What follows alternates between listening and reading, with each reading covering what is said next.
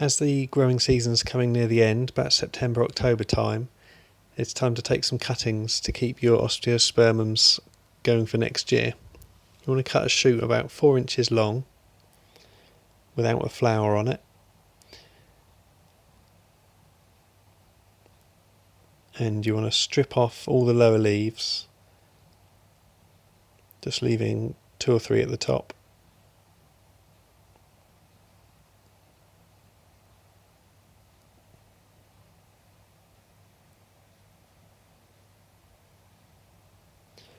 Dip the cutting into some rooting hormone powder and then just insert it around the edge of a small pot.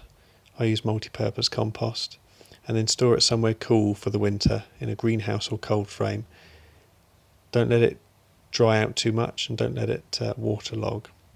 Here they are a couple of months later, still growing well.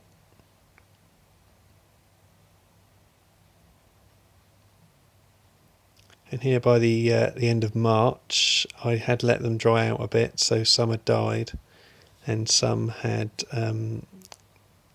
got mould on and fungus, but most of them have survived.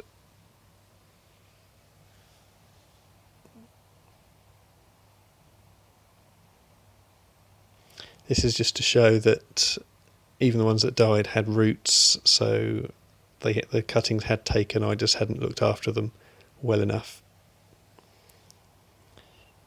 And then at this stage, March, April, you want to be, if you've put more than one cutting per pot, it's time to separate them out to grow them on a bit in their own pots.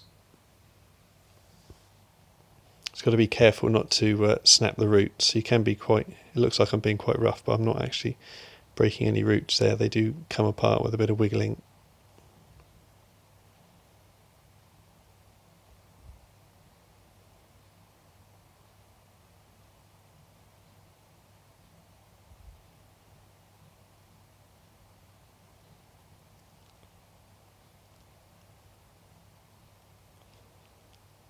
So just put each one in its own pot, buried to the same depth that it was in its first pot, its shared pot.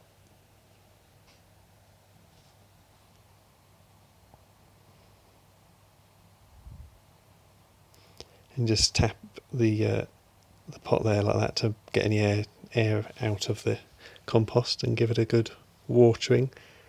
And there they are, just potted up, put in a cold frame. And then in May, there they are. A few more of those have died because I haven't looked after them properly. But that's ready to plant out pretty much as soon as the last frost's gone.